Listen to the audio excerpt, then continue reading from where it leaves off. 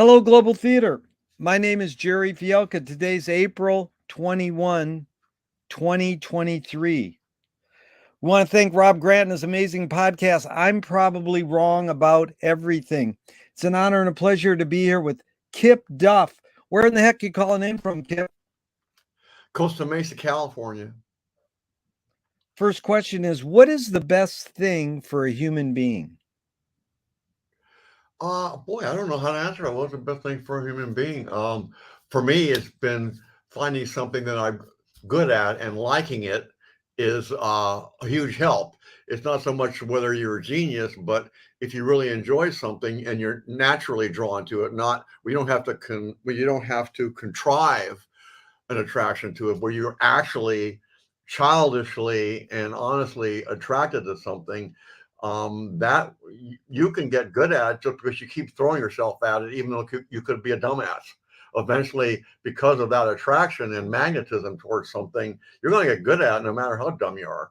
It's a great answer. Kip, what's your favorite form of information, how it comes into you?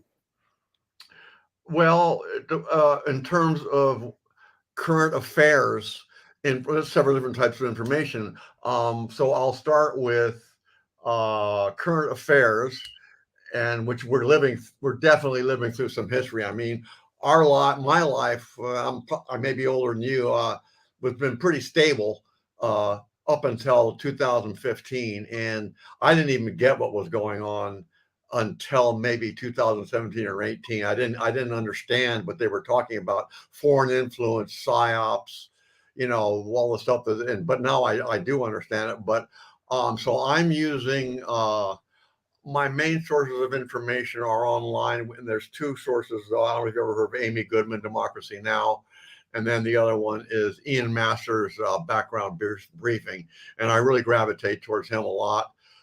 Discuss talks with experts and actual experts. I mean, he cites their credentials uh, before and after each conversation, and they're always extensive. People who work the State Department, people who work in Congress. It's no, there's no conspiracy theory, half-assed people testifying. So those are the main sources for me, and also a lot of YouTube videos. Midas Touch, they actually are lawyers, and actually a lot of the discussions with one of them, she is the ex assistant DA of New York City. Used to work in Alan Bragg's office, and was assistant DA in that office for many years. I can't remember her name, and she was actually cited in an amicus brief in a recent event regarding, I can't remember, but there's so many things going on right now. But so I'm really into YouTube, these legal discussions on YouTube, and then there's a lot of information on YouTube. I'm really very impressed with it. I just started watching it recently. I'm impressed with the impartiality, because I've noticed how many people that might have political bias. I also interested in gun information, and just to be clear, it's entirely possible to own guns and enjoy screwing around with them and despise the NRA and despise the things that are going on right now. I'm like a kid who just like to blow things up. I mean, give me a cherry bomb, I'll put a can over the top of it and go duh and watch it fly into the air. It's just, I wouldn't dream of having a loaded gun in my home. The idea of carrying a loaded concealed carry, I mean, it just boggles my mind that people could actually reach a point where they're excited about and bragging about possibly being able to carry a loaded concealed pistol, going to work, returning from work, maybe at Trader Joe's. I mean, it's a really good thing to have in Trader Joe's, or while you're getting your gas. It'd be really good. You feel so much better knowing you have a loaded Glock 40 caliber during these events. Give me a fucking break. Dude, you're saying a lot here. I really appreciate this. Let's go back to the information question. Why do you think humans collect or gather information? Why do humans collect or gather information? Well, I guess it's part of being, animals in a primitive way do as well. so it's only natural. And where do you get your information? I mean, we can remember when, Walter Cronkite he seemed to be, I mean, it was just there. It wasn't Yeah. really right or left, Yeah. Now it's really some really crazy shit going on. And I have some theories about how that could be brought back to an even keel. But why do they collect information? Well, geez, I mean, especially with computers, um, it's just natural, Well, that's the next question, Kip, is this need or want to collect information more innate or more invented? Well, I'm not clear on your concept of collect. To me, what seems to be more where my mind is wandering in terms of this discussion is exchange. There's a Yeah. difference between exchange and collection, but exchange of information is beautiful. It's just Yeah. wonderful. Oh, yeah, yeah. But Amazing, do you think exchanging information is innate in humans, or did we invent it? Well, it's both. I mean, you can see animals exchanging. I watch ants Yeah. on the floor, and they're going back and forth to my trash can, and they're as one goes towards the trash can and the other comes back from the trash can. Every single one of them goes like this, and they touch faces. Right. So I don't know anything about ants, but I realize these guys are talking. Either it's a smell or Yeah. something. So There's there's some exchange right communication. there in the creature, this big, and they're Yeah. exchanging information. So it is obviously natural. We just bring it to a higher level, Yeah, that's good. Do thoughts create emotions? I never thought of that. Kind of the opposite to me, emotions make me try to analyze things. So I'd say my first reaction to that is it's the opposite. The thoughts Cre- are um, what was the question? Do thoughts what? Do Create emotions. Yeah. do Create. what? Do thoughts create emotion? Yeah. To me, it's more the other way around. I feel That's good. something in an animal sense, and Yeah. then I try to break it down and categorize it. That's good. Fill in the blank. I don't know what I think until I.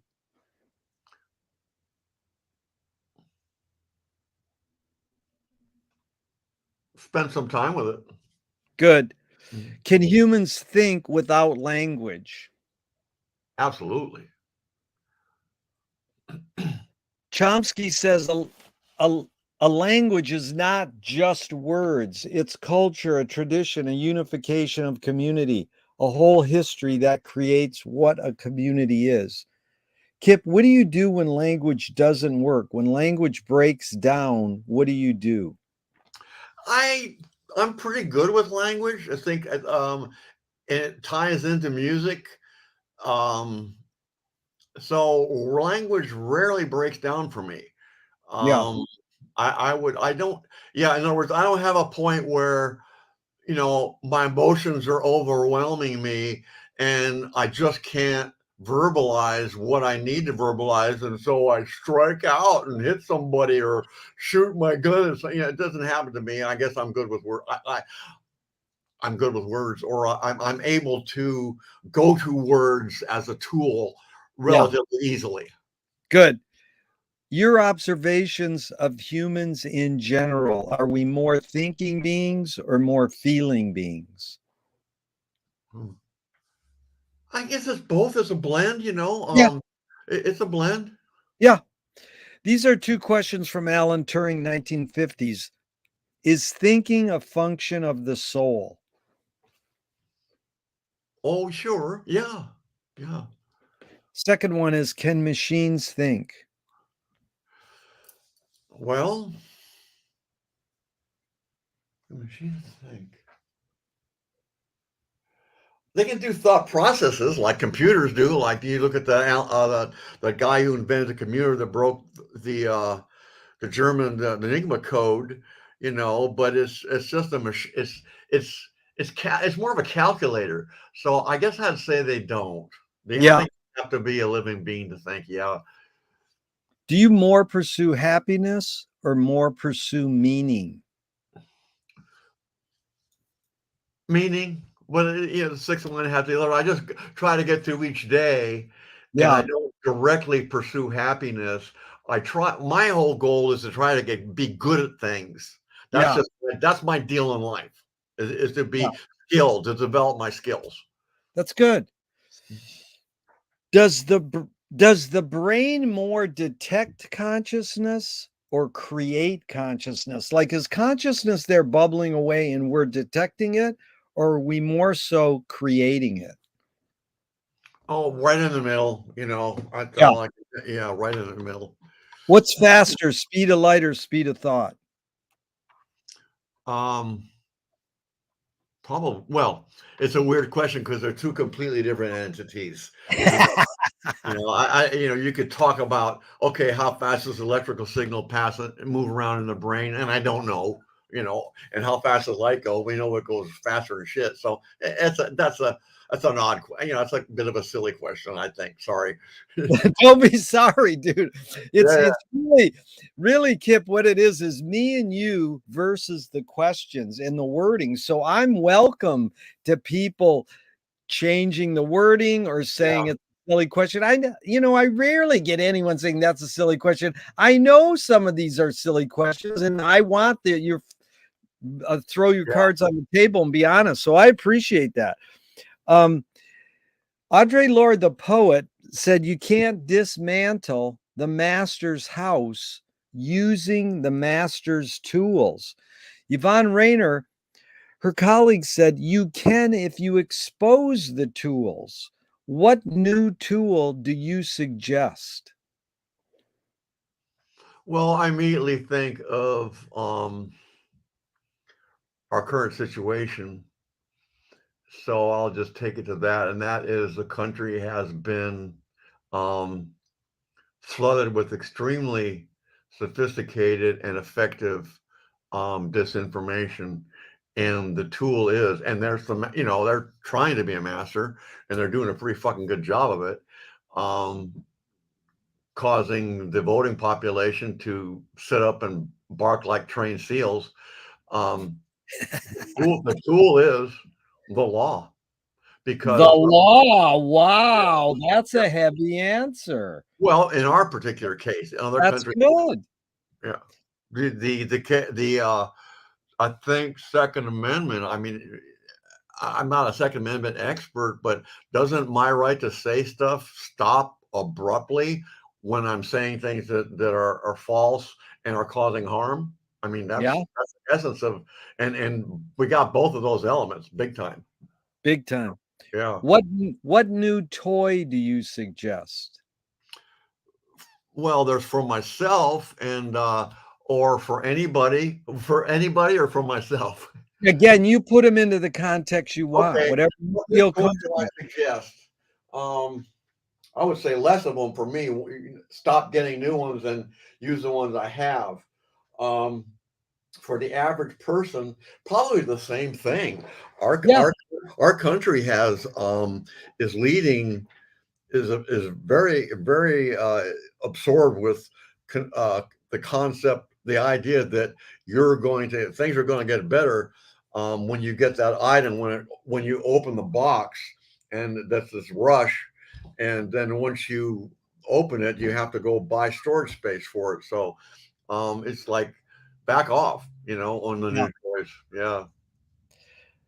Kip, you really get it. I appreciate your time. This is fun. What do you worry about when you go to bed at night? Hmm. Not much. Getting good sleep, because Yeah, I really need that being old. yeah, Uh, and that's the only way I'm going to stay around is if, it's simple thing, but the body knows that's the repair shop. And, so I worry about not getting good sleep, and I don't worry about too many other things. I'm worried about the country. I, I don't think the average person is as worried as I am. I get really, really worked up over what's going on, and yeah, I don't think it's normal. I think this is a very abnormal and not a good situation for this country. So I worry about that. I worry yeah, about sleeping well, but right now I'm very distracted, and it's affected my overall well-being. The stuff that's been happening here since 2015. Yeah. McLuhan learned from Ezra Pound, the poet, that artists are the antenna of the race. They're broadcasting and detecting the hidden psychic effects of our inventions, so we might be able to learn to cope with what we don't like about our inventions. So, Kip, I asked you the question Marshall probed his whole career. Why do we ignore the hidden psychic effects of our inventions, even though the artists are broadcasting them to us? Well, that's very elaborate, and I think it's too elaborate for me to follow. I do have some, I have some very simple. I don't think of art in such elaborate terms that you just discussed. Um, Yeah, I I think of them in a lot more of an animal child reaction, yeah, and that is, and the more conscious or the more elevated, as you go up from the child brain to the more conscious brain, I would say art is providing a model for people to fashion their lives after. yeah.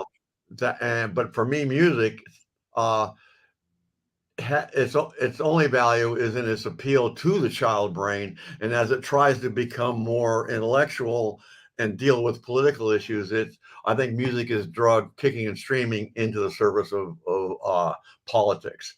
But in any event, that's I No, think that was a question. Yeah. that's well put, and I'm glad you said it because one of McLuhan's favorite lines is the Balinese have no word for art. They do everything as well as they can.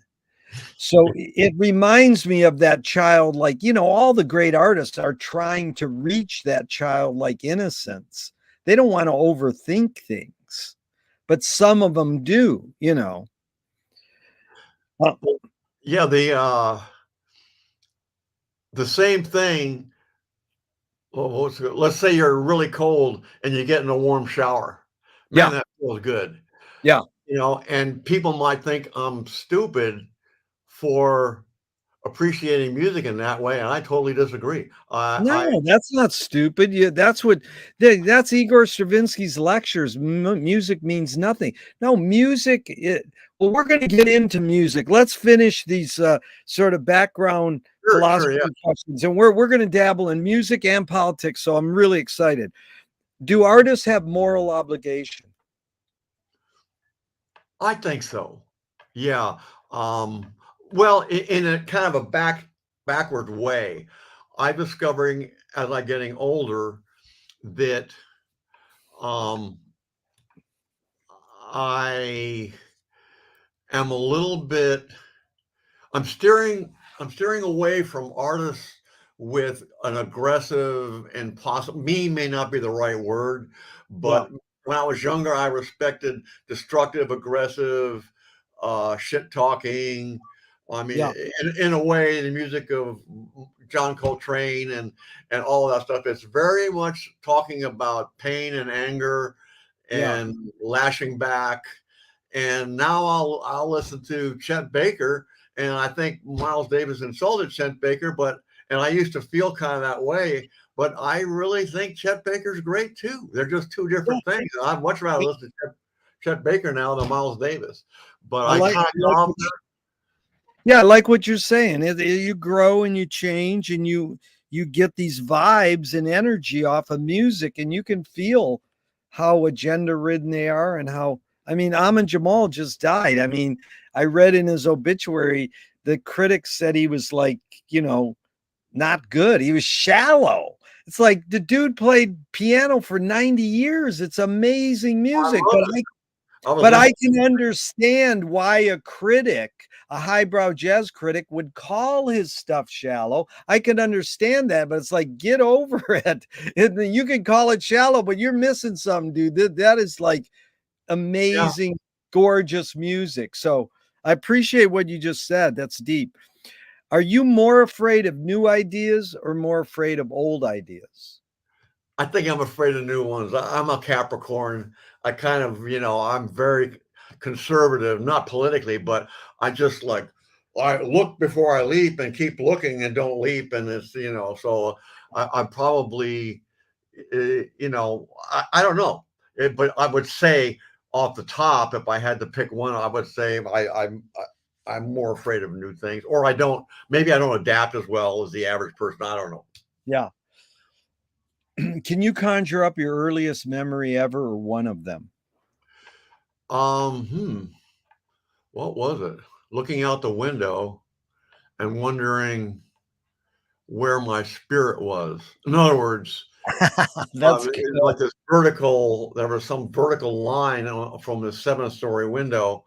And where was it? Where was I? Yeah. And then, of course, you stop thinking about that's just very early. But then I stopped thinking about that till recently, now that I'm approaching death. And I realized I've always thought there would be something after death, but I'm realizing now I don't know that. I Yeah. don't know anything. And I That's don't like the idea. I don't like the idea of not being around. I really don't. But yeah. That's like Paul Krasner says, I only believe in reincarnation in one of my past lives. okay. Is memory more a curse or more a blessing? More blessing. Both, I mean, Yeah, there's ones you want to flush, there's ones that got to be flushed, and I that's think fine. we do it. Now Yeah, in my case, as I get older, they're being involuntarily flushed. So, yeah, but there's no, I want my memories, most of them. And if they're bad ones, I've had a chance to examine them and figure out to what degree I was really at fault. yeah, And a lot of the times I'm seeing that I wasn't at fault when I felt that I was, or I felt that I was not strong enough to deal with them. And then I now understand that, well, there's no reason why you should have been strong enough to deal with them. You were being attacked by a bad person or a bad thing. So yeah. yeah. Tell me someone within your immediate family and then outside your immediate family, just briefly, who had an impact on you, kind of like a role model, and what specifically was that impact? Well, and my dad, he's dead, and he died a while ago. Um, I think in 2006. Yeah. But anyway, um, we never got along because of personality conflicts, but a very skilled person, and I am too, or at least crafts, like he flew airplanes, and he designed, and then when he retired, he helped design a boat that him and my stepmother were sailing around the world. I'm talking about a sailboat. So we're not talking about, just throwing a bunch of petrol in a device. So they sailed across the Atlantic from so I respect his, and I inherited his technical precision and attention to detail. So I really like that. Yeah. How about the same question outside your immediate family? Well, my a person who was the best, or, probably the best girlfriend I had in my life, Kathy Georges, who you probably familiar with. That's an incredible force there for nurturing, the planet. Yeah, And her dad too. Her dad her and her entire family and her brothers really bring a tear in my eye just to think of them, how giving and strong and intelligent, and taught me that real strength is quiet and compassionate. It's not a fist, a blow from a fist, and wow, so it's that's heavy. That's really beautiful. Did your parents raise you a particular religion? oh yeah, I'm technically, West, Santa Barbara Episcopalian, which is actually a crime against intellect. But so yeah, I don't have any religion, and it just doesn't make sense to me, a religion. I just can't buy it. Do I you don't. pray?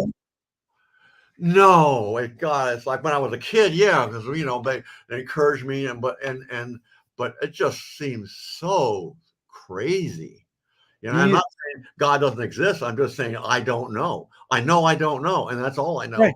You know. But if God does exist, what would you want him to say to you after you die? Oh, I don't know. Well, you did the right thing. You Yeah. know. Do evil people exist, or does evil use people as a vehicle? Ooh, that's interesting. Wow, I never heard that question before. I would say they exist. However, it's some semantics here, and it's a great question. It's a really good question because until 2016, I used to think the word evil was a construct and could be, one person's evil, one person's ceiling is another person's floor, you Yeah. know, and I was a little more able to see the word evil from like, well, there's different interpretations. And I've changed my view on that. I've moved about 10 or 20 degrees to know evil does exist.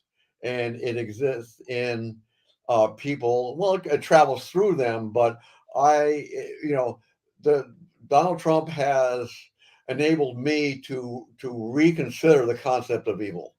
Yeah. Well, it's actually, how do you advise someone to deal with an enemy? And I'll set it up. Alan Watts says, if you acknowledge your enemy, you empower them. Coppola stole from the mob, and the samurais keep your friends close and your enemies closer. JFK said, forgive your enemy, but don't forget their name. And Fellini says, I need an enemy. So it's a lot of thoughts. Kip, the basic question is, how do you advise someone to deal with an enemy? But first, how would you respond to Alan Watts? If you acknowledge your enemy, you empower them. Well, if you acknowledge your enemy, um, do you think you could fine tune that? Because I could say I acknowledge my enemy is that I acknowledge to myself that he's there and he's a problem. Or I could say I'm acknowledging my enemy by saying, "Hey, you're my enemy, motherfucker." So Yeah. they're two very different Yeah. things. I would say the prior thing is, and the enemy once again is like, I would say more of a term that is a bit amorphous, but because nothing's that quite that cut and dry, you Yeah. know. But there are cases where you look at the evidence and there's 8 points for and 2 points against classifying this entity or person as an enemy, and so I would say I would not acknowledge them to their face. Yeah. I would acknowledge them to myself and work on it. But Right. I don't believe in confrontation. I believe in I don't believe in fighting, and I think it's part of being a Capricorn. But my battles have been won by being a Capricorn and absorbing the problems, which is painful, but gradually, just like we responded in World War II, we weren't ready for that, or in the Civil War, we weren't ready for what the South did. But after 2 or 3 years, we adapted, and that's the way it's been with me. I'm pretty much of a pacifist, and I'm not very outgoing. I think I'm Mercury poison, so I have a tendency to withdraw. But when I've had to fight, my fights have been won over a very long period, but they've been won disastrously for the enemy, but at great pain to myself over a long period of time. Yeah. Really well put. Kip, I like how articulate you are, and I appreciate this because Nassim Taleb said, games were created to give non-heroes the illusion of winning. In real life, we don't know who wins or loses, but we can usually tell who a hero is. When I said that to someone, they said, well, villains don't think they are bad. They want control. Heroes want freedom. And Gregory Bateson said, when the criminal gets caught, does he go, whoa, my criminal skills weren't up to snuff that day? Or does he go, oh, I did something morally or socially wrong? So It's a lot of prompts, but the basic question is, does punishment work? Possibly more as a deterrent. Yeah. Right now, I think accountability really has to be coming to a lot of people, Yeah. and I don't want to see people who did. The reason I want to see someone punished is for the people who think they're heroes to, at minimum, know, well, if I try that, I'm going to eat shit. You Yeah. know, that's I can't remember the question, but I Well, got. does punishment work? Because you really countered one thing I always say: when you create a rule or a law, you're creating the opportunity to break the rule or law. Yeah. So it's sort of like that. I give cameras on cops. So, Lenny Bruce said you can call them three things: cops, pigs, or peace officers. So, why don't we call them peace officers? Because we become what we behold and hope for the best. But cops are humans, they can do wrong things. So, if you have a camera on a cop, is he going to act humane towards people because that's the humane thing to do, or because he's being watched with this camera? He can just tilt the camera so it's not in the right position, or say, oh, the camera wasn't working. So Because he's being watched, because we can yeah, see we can see um the that could go on for hours. What is the state of mind of the profession of policing, and how has it progressed since I yeah, was younger? Because I think it has progressed, and I think there's something very definite happening about the threshold for bringing lethal force, yeah, and I think it's dropped through the floor. That's become very low, and it's definitely a concern.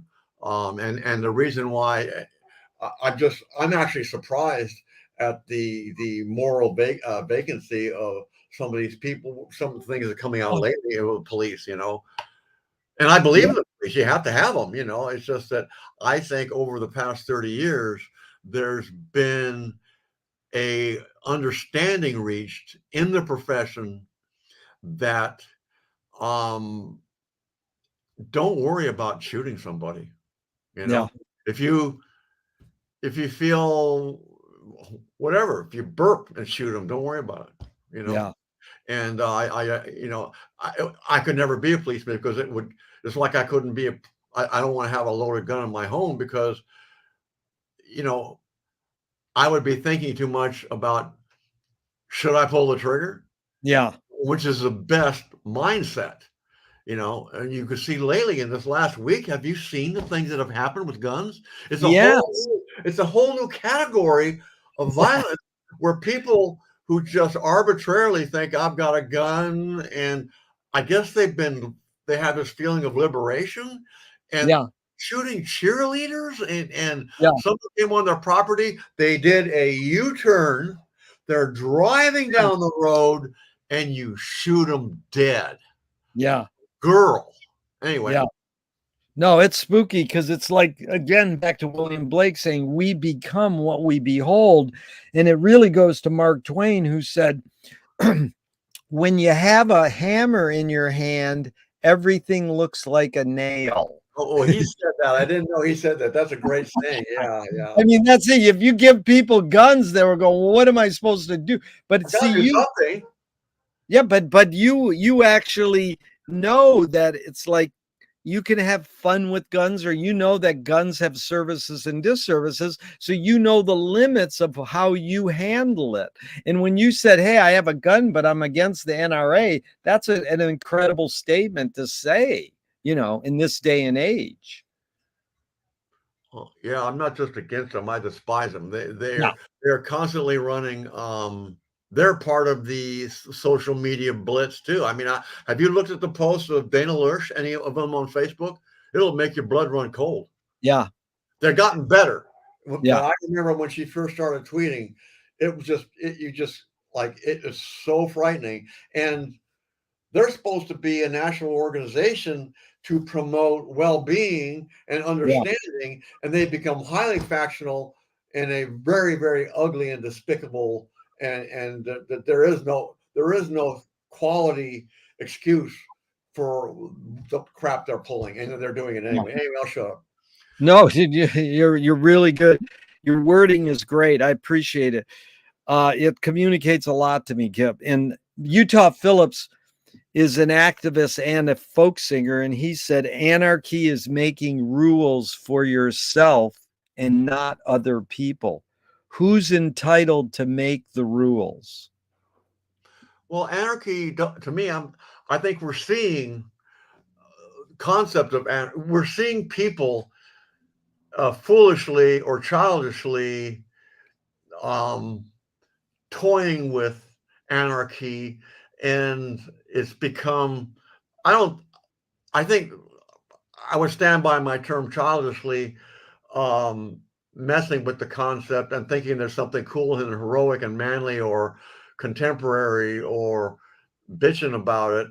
And there's reason for governments, Yeah. whether and we have a pretty decent one. I mean, it favors money and a few other things, but I'll tell you, it's a shitload better than a lot of these other ones.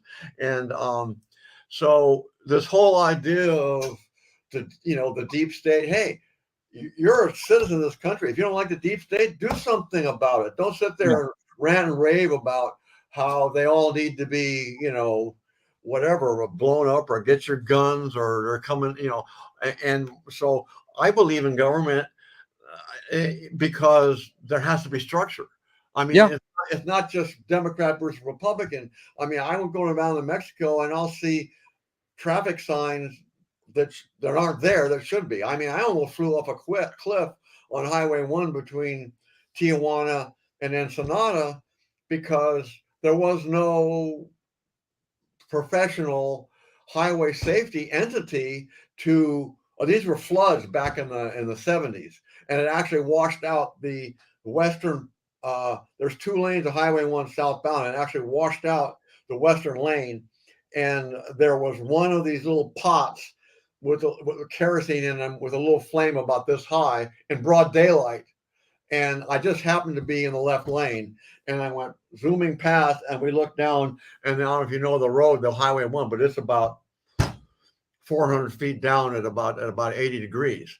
So 80-degree angle. I mean, it would have been death. I mean, you've got some serious air. So my point is this: good government is beyond Democrat, Republican, fascist, all that thing. It's the infrastructure. Don't you go out there and the phone poles are there. If there's 240 volts arcing up on your pole, there's somebody out there real quick. Yep. So anarchy, seriously? I mean, what are you're gonna sell? It was just a sort of metaphorical line. What he's saying is anarchy is making rules for yourself and not other people. But the question is really rooted in the word rules. Who's entitled to make the rules? Well, sure, he can make his own rules as long as he's not, violating the civic rules. I mean, you don't shoot somebody, you don't run them over, blah blah. Yeah. So, but he can make his own. You can make your own rules for your life, which is great. Yeah. I need to be doing that more. I'm just not. I'm not disciplined enough.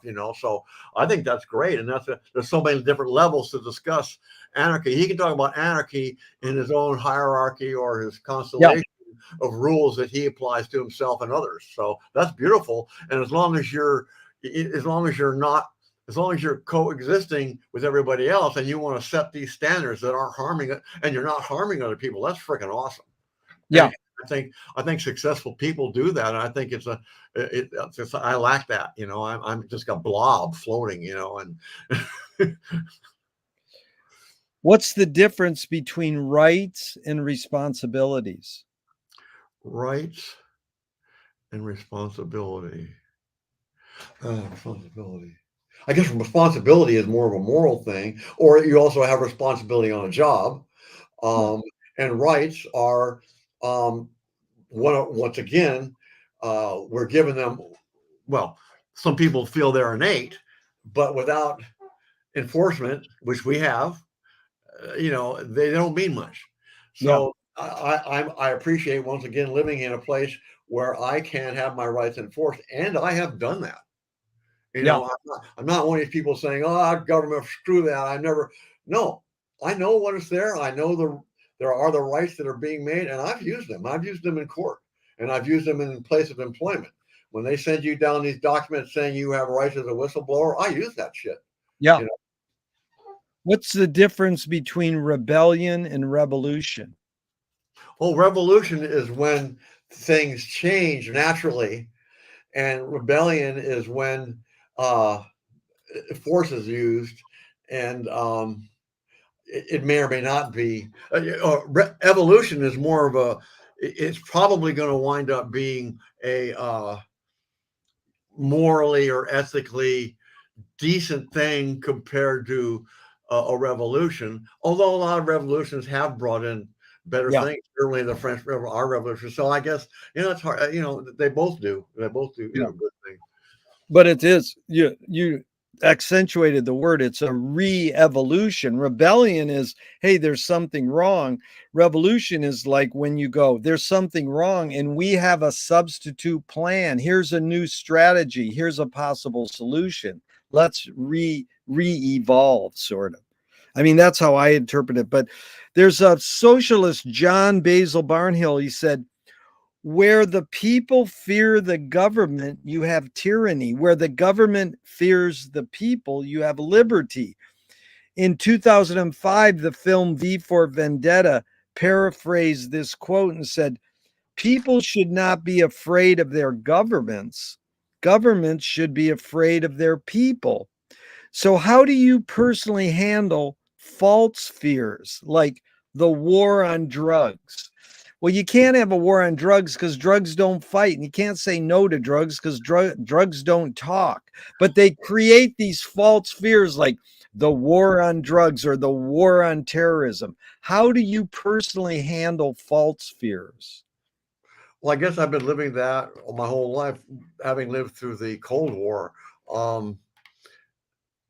I guess having education. Yeah, Yeah. for instance, I mentioned my rights. Yeah. You can listen to KPFK. Um, they have the lawyers out, or they did at one point, and I realized that I had put a signature on a line without understanding I had been misled into believing what I was consenting to, and I discovered through listening to a decent radio station that tries to promote knowledge, not shrink it. The knowledge I learned there, empowered me. Yeah.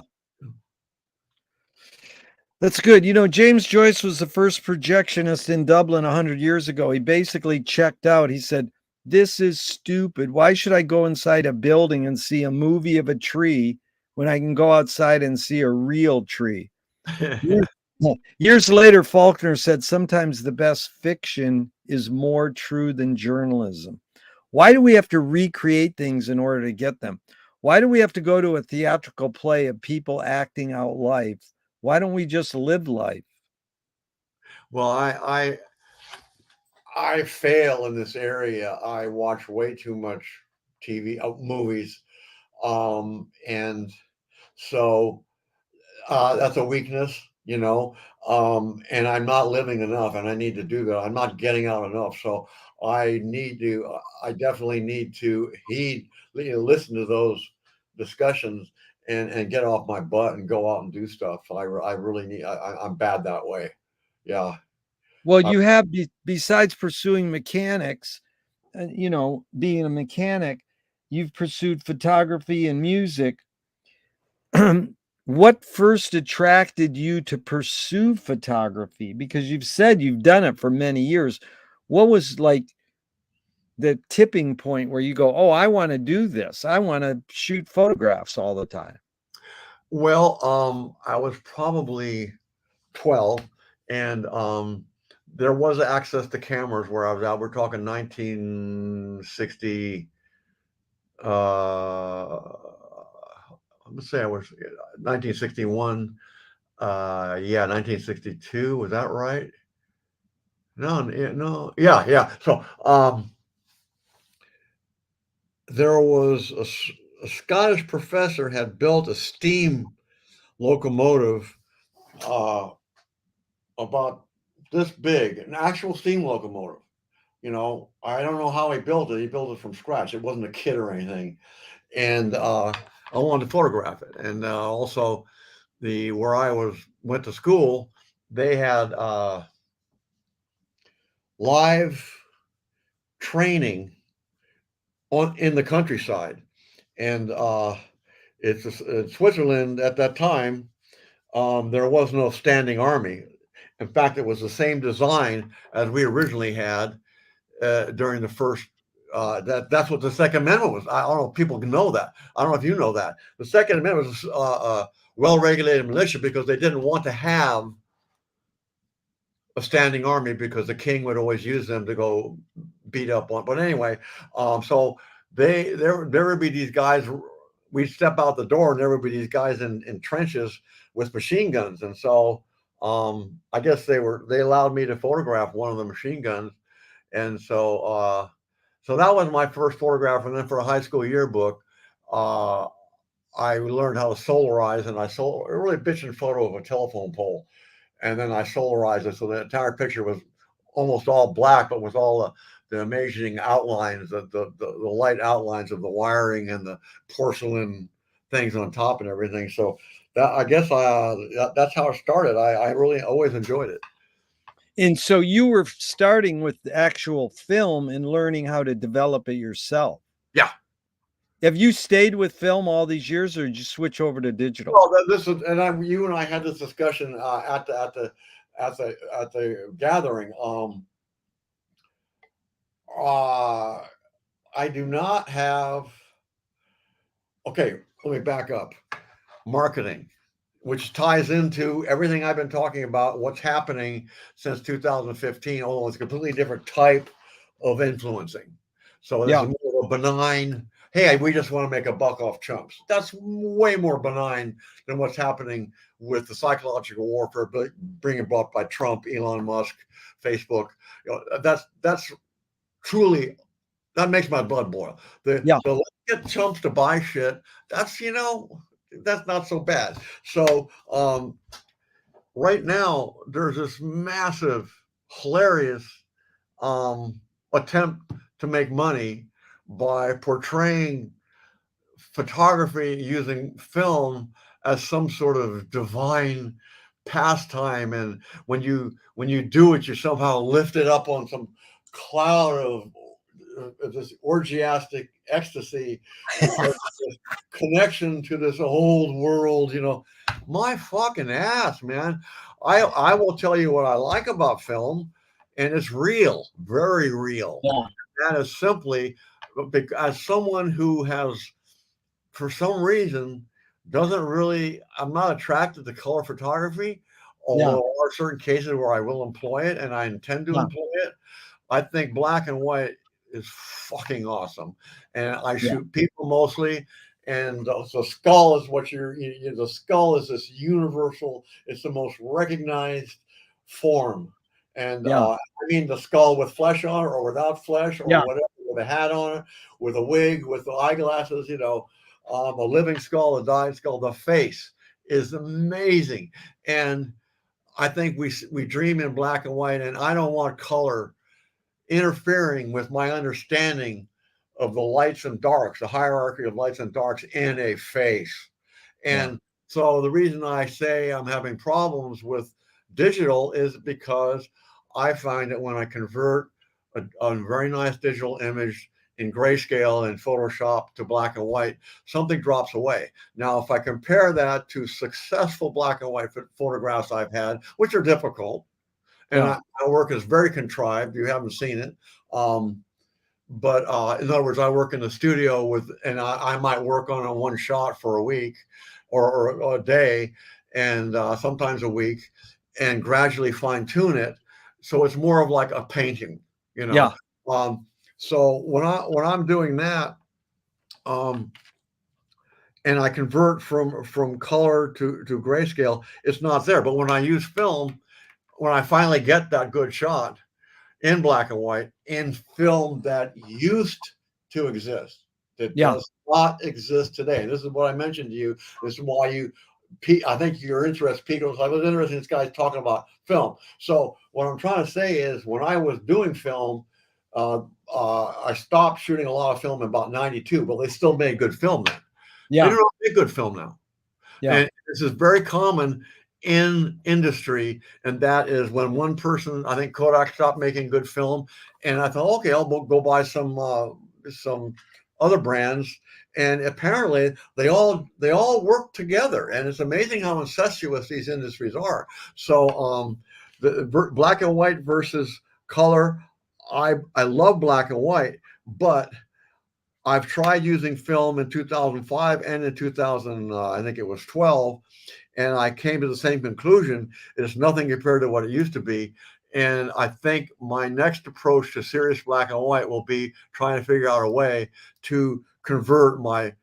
I have great digital camera. I have a Nikon A7 Mark IV, which is just incredible. I mean, it's Yeah. way beyond my, you know, and it's for my type of work. It's not for action. It's for like you're taking a painting, And so I think the approach for me is going to be, how can I convert this into a black and white image and maintain there's something about the way a good black and white photograph on good old, not now, on not current, but prior black and white film going back to the beginning. Like some of the earliest film back from the teens, that stuff is really good. It has fantastic capability. But in any event, I would try to when I had success with what I wanted to do back when film was available.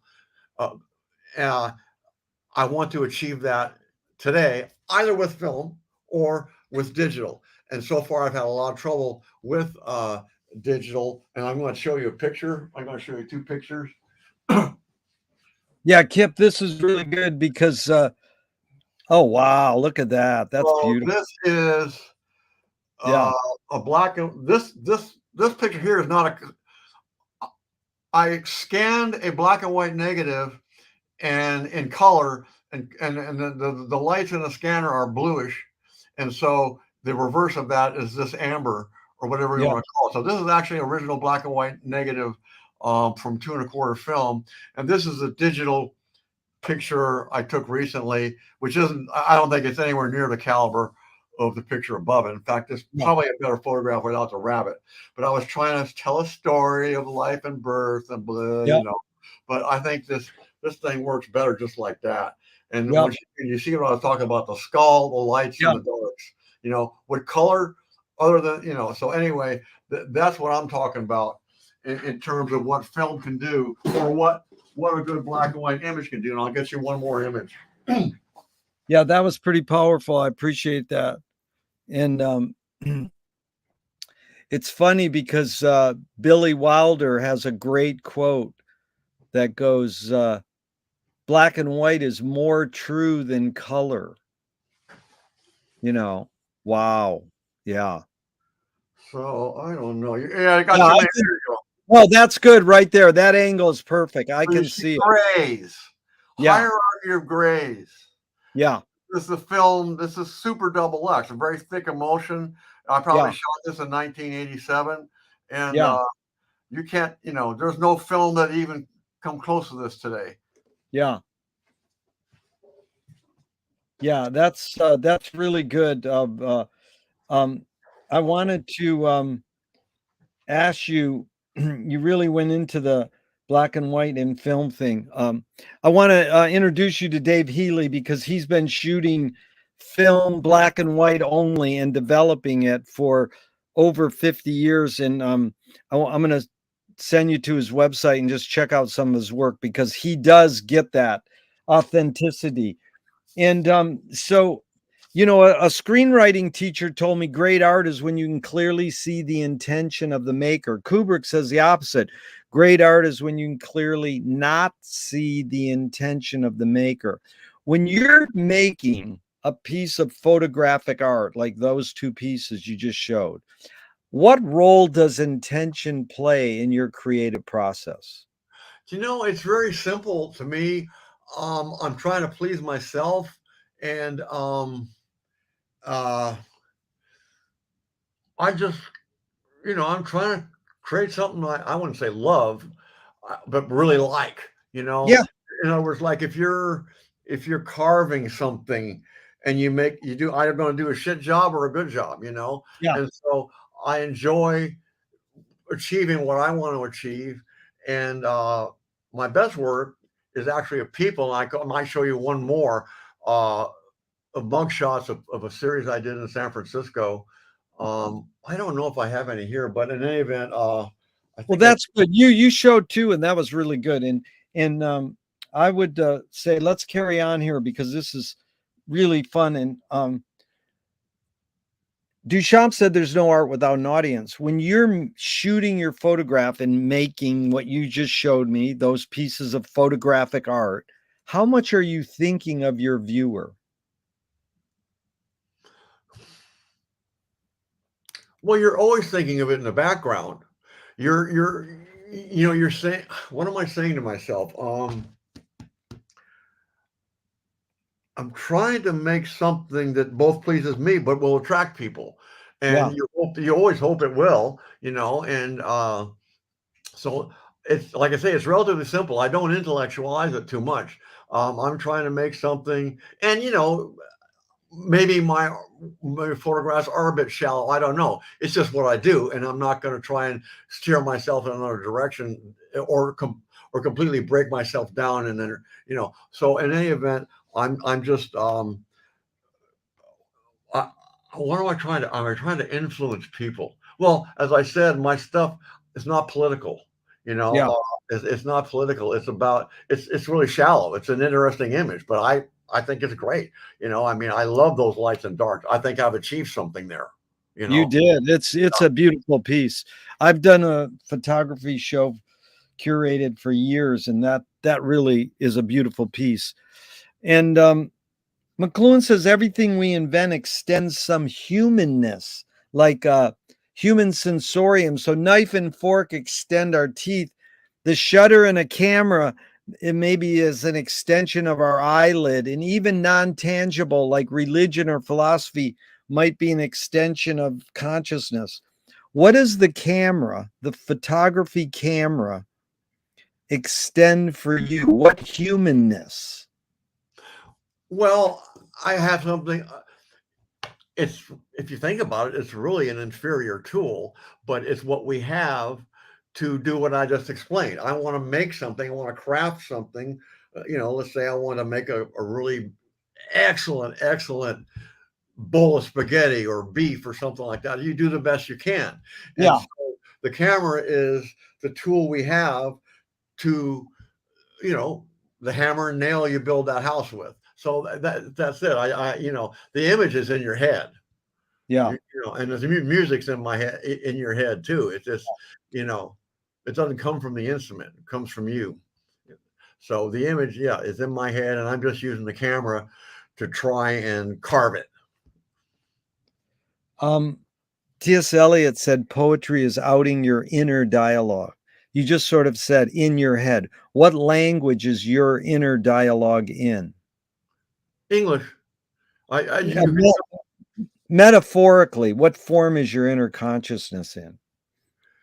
I don't know what you mean by form. What form is my consciousness in? Um, well, it's just human. I mean, we are just whatever the human brain. Human works. Yeah. Another photography question, Kip. I'm curious of what influenced your framing aesthetic. So, movie makers and photographers go like this, and you put your face maybe in the middle, or like if you're Robert Frank, you do like this kind of photograph. How did you develop a framing aesthetic? How you frame your photograph, or what informs your aesthetic for framing? The impact, you want an impact. And just as in advertising, if you take an object and put it against a blank background, it tends to focus on the object. So now you can go around photographing things in real life without putting a background up, which is great, and I've done that. Although I don't know how well I've done it. I guess I've done that. Yeah, I've done that well. But as you're doing people, I don't want my people with stuff around them. And Yeah. I don't know if you remember, I think I showed you the ones of the San Francisco series with all done with a white backdrop. Yeah. So I like to isolate them that way. Goes, oh, there's a bug on the, it's like you can't help but focus on what's there. So framing, um, I guess what I'm saying is by having nothing in the background, Yeah. it's a form of framing. It's a Yeah. form of framing in that your subject stands out, and so you can either have them big or small, one side or the other, and it makes it a lot simpler because you're not juggling all these objects that are in the picture that you're trying to compose. And so Yeah. that's how I frame a lot is by having a subject against some sort of gray, black, or white or graded background. Yeah. What was the motive of the cave artist? Your hunch or guess? I don't know. Probably the same thing that I'm doing. It's like he gets a cheap thrill out of it. He Keep I was thrills. drawing when I was a kid, and I really enjoyed when I was done. I don't know. It's just like it's you're making something. I don't know what I was drawing, and when I always had a vision in mind of what I wanted to draw, and I enjoyed doing it, and it wasn't always an accomplishment. So it's not what, and maybe it speaks to my level, but it was never intellectual. Yeah. It was just it's something I want to do. What's more important, conviction or compromise? Well, not compromise. Life really is a compromise in the end. I mean, you have to both, but you do have to. We're always just like politics. A good government is never easy, and so it's both. Both are both conviction, and you have to. They're both. You have your conviction, but then you're plowing up against obstacles. So there you go. Two of my film heroes have this mantra. George Manupelli says, ignore yourself. Jonas Mekas says, there is no self expression. And Cecil Taylor, the great jazz pianist, says, I'm just a vehicle and this stuff just comes through me. I know it's both and it depends. It's a stupid question, but is art making more self expression or more you're a vehicle for whatever technologies, cultures, and environments are dominant? Vehicle. Yeah. For me, and um, like I say, there's I'm just projecting without saying whether I'm good or bad. Yeah. I'm not discussing about the level of my accomplishments, but it's just coming from the human through their hands to the page or to the instrument. My music is all in my head, and I'm just trying to, and of course, it's influenced by everybody else's. It's Yeah. it's it's an amalgam of everything I've heard, and I've heard a lot. I listen a lot, way more than the average person. I'm not bragging. It's just my nature to listen to shitloads of different music for unknown reasons. I don't even know why. It's just the way it's always been with me. And the opposite of that is I don't read much, hardly at all, other than technical stuff. But music, I have the palette of stuff I listen to, and I believe the stuff I listen to that I like, they just have it. It's in them, and their only concern is how well can I develop my skills into bringing out what's in my head and and communicating it to the other people to Yeah. let them have this minor orgasm, Yeah. and that's how I see it. It's a healing force. And can art making, music making be egoless? Be egoless. It should be. Yeah. The good stuff is. So on to music. My friend says the three T's of music are technique, theory, and taste. So you learn how to do it, you know the structure. How does one acquire taste? Taste. Well, I don't know how much I agree with that, and I'll explain why. It's the same thing I explained in drawing, just give me a cheap, childish thrill. Music, once again, I want to, and this is an intellectual breakdown here. Music's at its best when it's appealing to the child brain. Now, this Yeah. is something along the lines of, and I don't like drugs, well, whatever, drugs are drugs, but Yeah. people experience something when they're taking heroin or when they're taking cocaine, and it's not the feeling that they're having. It's not intellectual. Yeah. It's not a construct. They just Yeah. feel good, and Yeah. and so that I can't remember the question, but I guess music.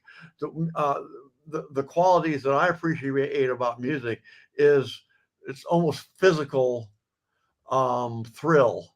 Yeah. That when I hear certain notes, I mean, when I was a kid, I just would play a chord, and it would just like hit this spot between my ears, and I go like, "Bang, oh, I want more, more, more, more," like the monkey Yeah. with his hand on the heroin dispensary. It's good. What's more fundamental, music or language? I, what's more fun? Fundamental. Oh, I guess language. I don't know, because yeah, it's very important. Yeah.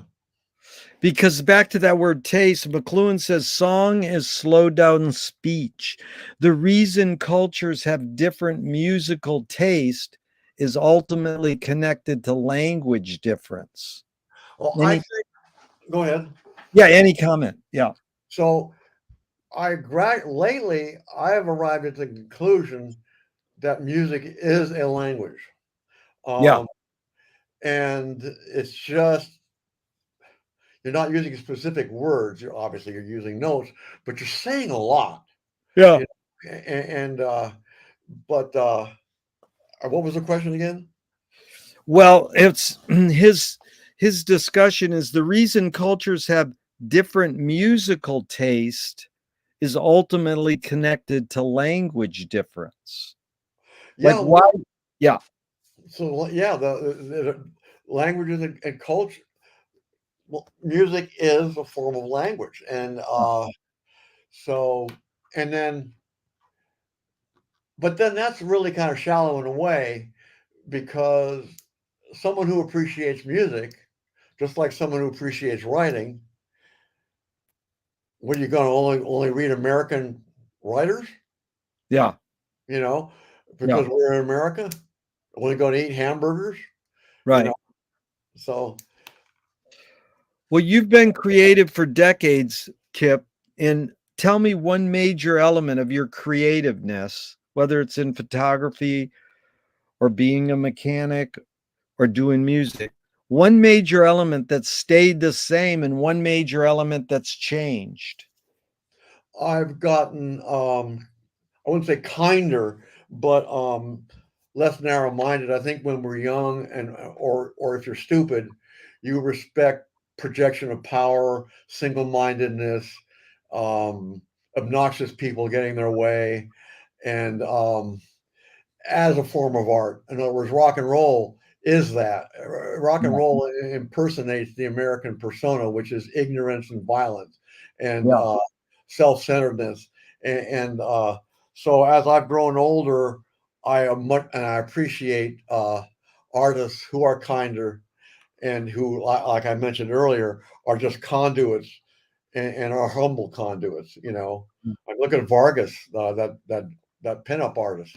You Yeah. know, some of the best paintings ever. He was a very like, I don't think he ever had a public appearance or anything. No, I like that. That's good. And Moshe Feldenkrais works with healing and movement. He says it's literally possible to identify a weakness and incorporate it to become a strength rather than we're normally taught to overcome a weakness. Tell me a weakness you turned into a strength. Hmm. Um, I guess once I mentioned Capricorn who are not active enough. So you take things in, and then you eventually analyze them, and then you move forward rather than lashing out. So that's just my own approach to moving forward, solving problems. Yeah, anger can be a productive emotion when fill in the blank. Anger. I'm not that keen on anger. Yeah, It's usually an indication that there's something binding inside of you that needs to be straightened out. really well put. I rephrased that question after asking it for 30 years. Can anger be a productive emotion? And then people would say yes or no.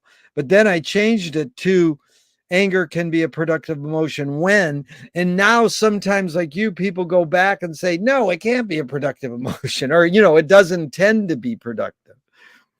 So it's interesting. Well, I mean, fear is Yeah. similar. You react to fear. You have to have a reaction. Well, once again, maybe you agree. If you think of the time that you're really angry. No, I guess there's times when it's valid, but a Well, lot. it's valid, but it's like if you avoid anger, you're trying to move the project forward in a more positive light, I think. But, you know, um, what's the most significant difference between men and women, physical aside? Um,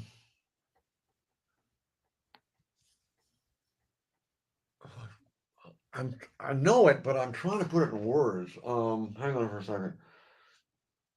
Hmm. Women are more proactive, less Yeah, egotistical, less ego. The men are pain in the ass, yeah, uh, and whereas women uh, uh, do some pretty amazing things, such as create life, and they endure more pain. And thank God we've progressed past an era where they were considered not intelligent. Um, I've seen, some of the best arguments presented by women. Uh, anyway, yeah, I would say more proactive, less, not putting themselves so much in the front, as the most important issue, and looking at the big picture without being biased by what interest they may have in that picture, yeah, which is a much more intelligent way to be. yep, I agree. Kip, there's a line that goes, you create what you resist. Bob Goldthwait, the comedian, morphed it into you are what you hate. James Joyce said it's a curious thing how your mind is super saturated with the religion in which you say you disbelieve. And Louis Buñuel nailed it. He said, thank God I'm an atheist. So there, this line, I'm not saying you, Kip, you create what you resist. What do you think of this line? One creates what one resists. Any thoughts on that line? One creates what one resists. Maybe we're resisting what we know is right, and so eventually we move in that direction. Yeah. How do you find peace of mind? Oh, how do I find peace of mind? Um, how do I find peace of mind?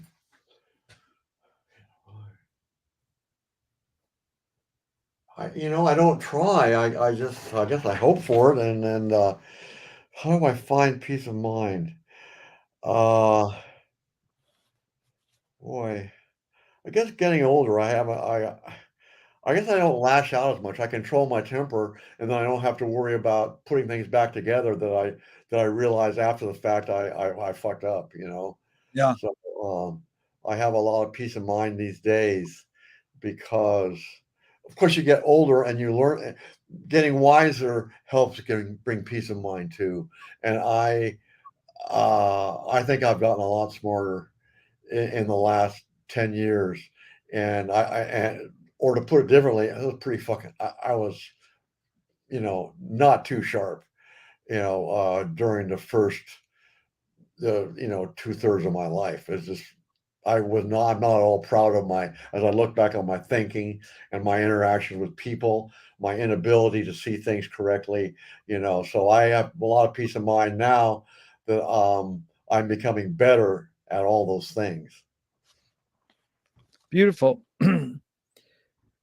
Kip, we got about 15 more minutes. It's really been fun. Here's 5 Alan Watts questions just off the top of your head in a couple words. Number 1, who started it all? I guess I do believe that the Big Bang and all that, and how consciousness evolved, I don't know. Yeah. 2, are we going to make it? I gotta be an optimist and say, yeah. Where do we put it? I don't really understand the question. Where do we? So go ahead. Next question. Who's cleaning it up? We got to. 5, is it serious? Yeah. I being a Capricorn, I think I take things seriously, too seriously. Which way should toilet paper come off the roll, over or under? Over. Oh, wow. I don't want to see how you could even, bring that up.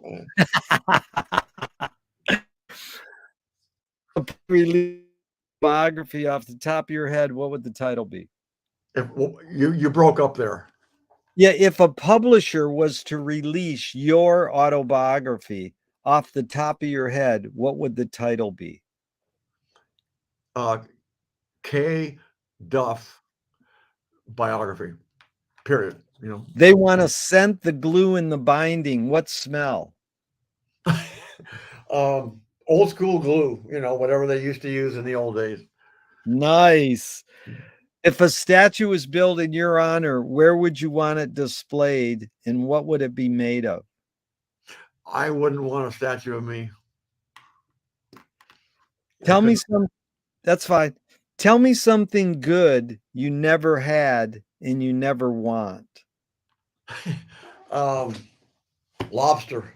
My dad used to, eat lobster, and it's apparently really good, but I'll never eat it. If you were in a vat of vomit up to your neck and someone threw a bag of shit at your face, what would you do? I'd wipe the shit off. Wash it and vomit. Yeah. God, that's a hell of a scenario you cooked up there, man. What's the question? What's a question that remains unresolved for you?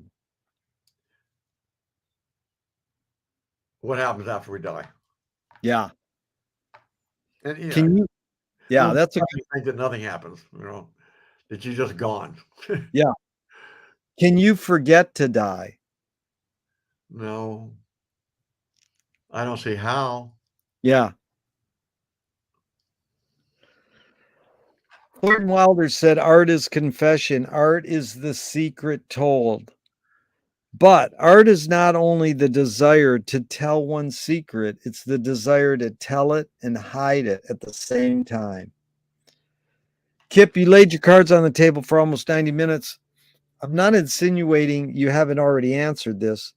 What's it really all about for you? I want to become possibly a little more famous. I don't feel that I've done the things I need to do yet. I really want to walk away from, my money job and see if I can become a portrait photographer and make money at it. And I mean, call up a pop artist, a famous pop artist, and say, hey, look, here's examples of my work. I think this would work for you, and have a studio where I can invite them and be able to produce. But I need to practice a lot first. I need to get my game back up like I had going back in the 80s and 90s. But that's what I hope to be able to accomplish a lot with what time is remaining, but it takes money. And so I've never attempted to make money at photography, but I hope that I can develop, I believe if I can do what I want to do, I could interest people, whatever. Name me a pop artist, a very famous pop artist today. Like, uh, not that they're good, but I mean, they're always Yeah. looking for good imagery, Yeah. and they do get good imagery. And I think my stuff is such that if I'm able to achieve what I want to do, that it could work for them and their company and in advertising. And so that's you know, with who knows? But I mean, that's something I'm trying to put together, even though I'm losing strength as I get older. But um, I think having not done any photography for a long time is laying fallow a field, and then uh, the field can possibly produce things. Um, and my home, hopefully, my home in Joshua Tree will not be so far away that I still be able to get people to come out for portrait work. So that Right. they're And so, Kip, I'm curious if that's an aspiration. And then there's this thing called the work ethic. I'm curious on having that aspiration at this point in your life and your work ethic. Did you get those on your own or how your parents raised you? probably the parents, and then sent to boarding school. And then at age 10, um, and this is something that pertains to this country as well. I saw my daughter in school here, and man, they're not able to, produce that. Hey, here's where you need to be. Here's where you are. Get your ass in gear. Well, in boarding school, that happens, and it doesn't happen in all of them. But in the boarding school I went to, there was no gray area. My dog ate the homework. Really didn't work. You Yeah. know, you were going to be got out of there, or worse, you were going to be shunned by your peers. Yeah. So it may sound fascist, but nonetheless, there is such a thing as achieving. And so that was part of my deal from day one. When you had a homework assignment, there literally was. I mean, it was due 1,000%, and you were either going to get an F or an A or Yeah. somewhere in between. And you had term papers at the end of the year. You had verbal exams on history, and there was just, it was just this very specific, just like a high jumper with a bar, and you had to get over that bar. The bar didn't move, So there is that, and then possibly heritage, half German, half Anglo Scottish, and both my parents had very strong work ethic. My dad was a pilot for Pan American for I don't know 30 years, and that's quite something, that you have to really be on your toes. My mom. But he spent the last part of his life. He was somewhat in luxury. From age 65 on, he wasn't doing much professionally, whereas I'm still very professional at age 75. And so, but yeah, so I get it from them. And then the same thing with being a truck mechanic. There's no intellectual considerations. The driver knows whether you fix the truck or not. Yeah. He knows whether he's got, you know, three-quarters of his normal horsepower or full horsepower, and all he knows whether it's stopping or not. So that's, my disciplines have been very black and white, and that's why shifting to photography is difficult for me because it's subjective, you know. Yeah. But it's interesting bringing up boarding school. You sort of sussed out some of the services of it, learning discipline. What's one disservice of going to a boarding school? What did you find something that maybe Social,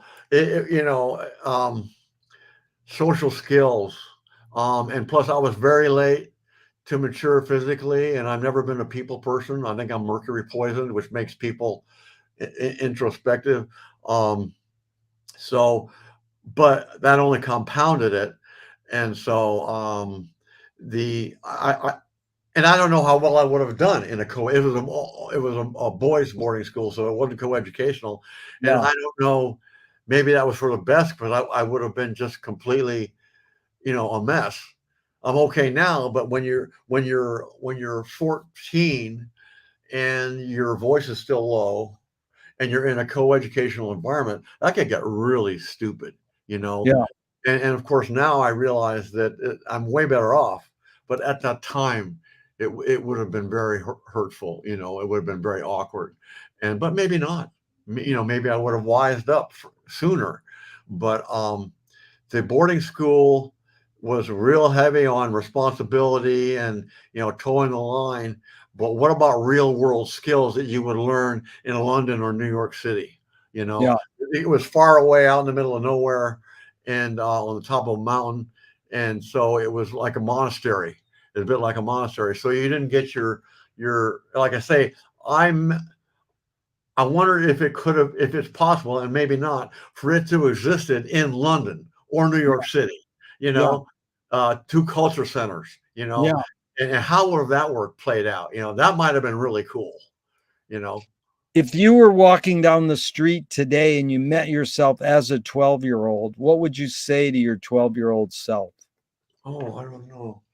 Um, don't take, don't take, don't take your stepmother seriously. She's Yeah. coming along. She's gonna fuck you, and you're gonna allow her to fuck with you. Don't do it. Yeah. Trust me. Trust me. You may think she may succeed in making you think there's something wrong with you. You know that's kind of that's what I would tell me. What's the cultural shift you see developing today that inspires you?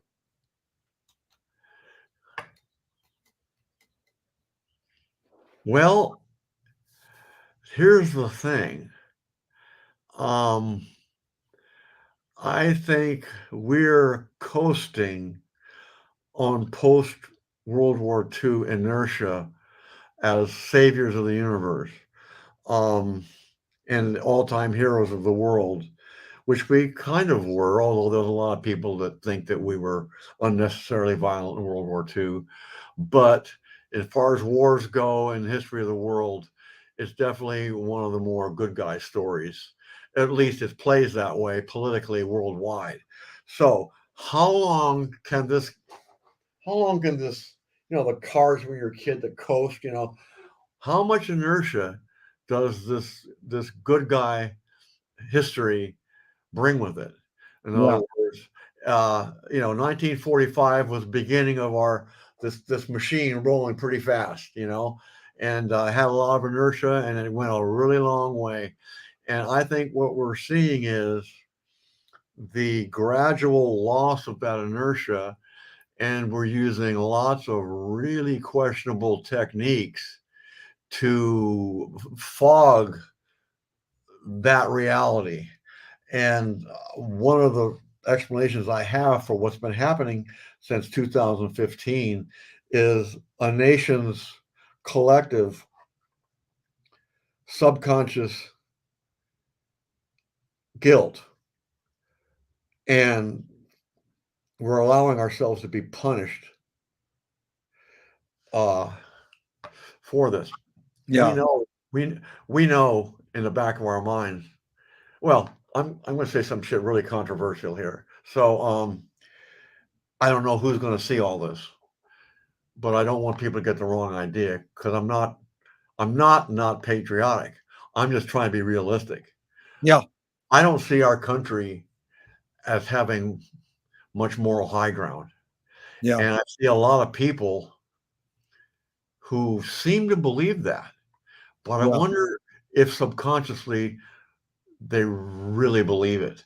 And Yeah. maybe some of the ugliness we're seeing is people trying to convince themselves that we're the guys who stormed the beach at Normandy.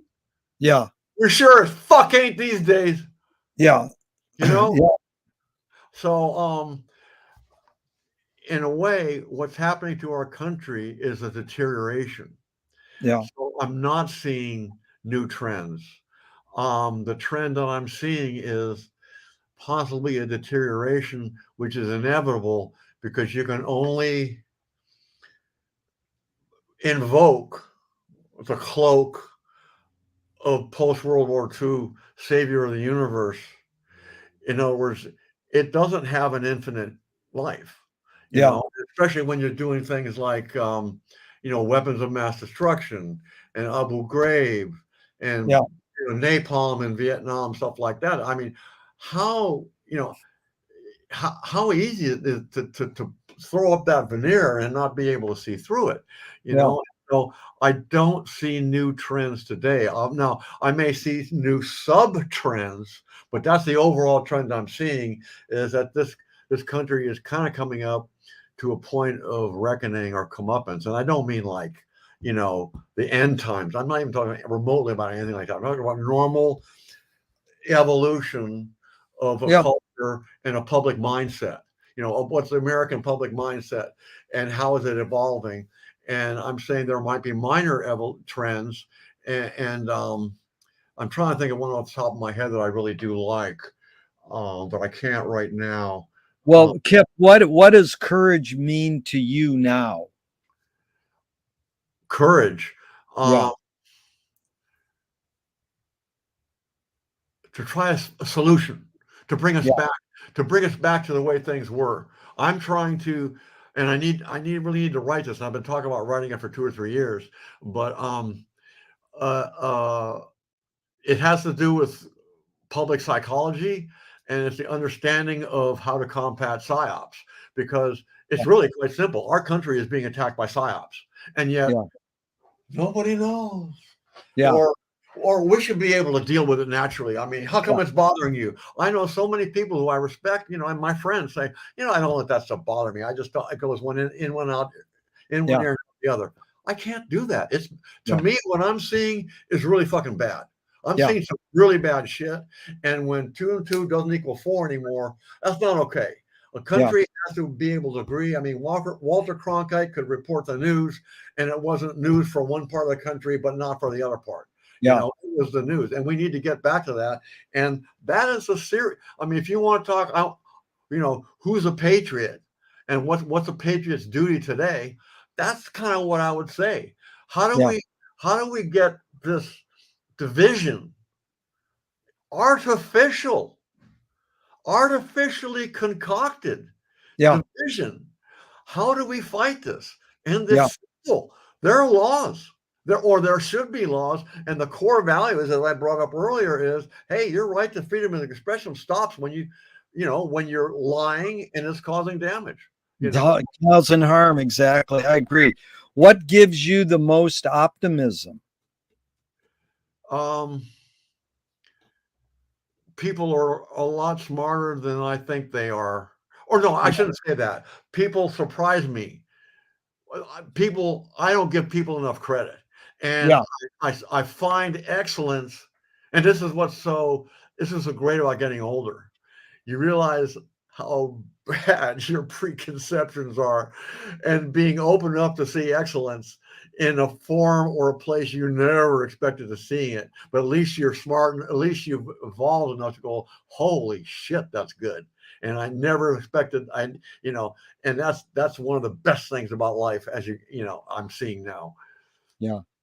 It's funny because the first question is, what is the best thing for a human being? Wilhelm Reich said the best thing for a human being is another human being. And the last question is, what gives you the most optimism? That's the question they asked Groucho Marx at the end of his life. And he said, other people. So I think it's been enlightening for me. It has been enlightening to spend this time with another person. Kip, I really appreciate your input here. And I hope, even though I'm going to hit the end broadcast button now, I hope we can keep talking forever and ever. And let's stay in touch about your photo shows too and your photography pursuits. I'm really curious about that.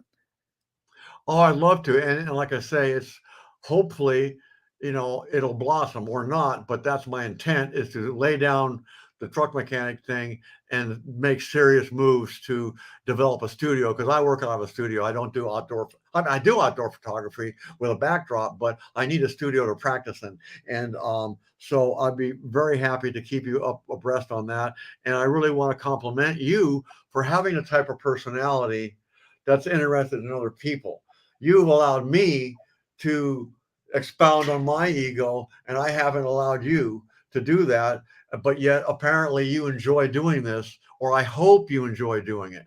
I thoroughly enjoy it, especially with people like you. This has been truly intriguing, and it's been a roller coaster because it's enlightened me and opened me up to many ways of thinking, and I appreciate all your input today. Yes, indeed. Thank you so much. Thank you. And like I say, keep in touch. Okay, even though I'm going to hit the end broadcast button, I hope we can keep talking forever and ever. Yeah, well, if you want to talk now, fine. Otherwise, if you want to go, whatever you want to do, I'll talk. Yeah. Well, I'm going to hit it now, but we'll be in touch, Kip. Thank you so much. Thanks so much. And I don't know who's seeing this, but if I'm curious to know what you guys think. All right. Thanks Thank so you. much.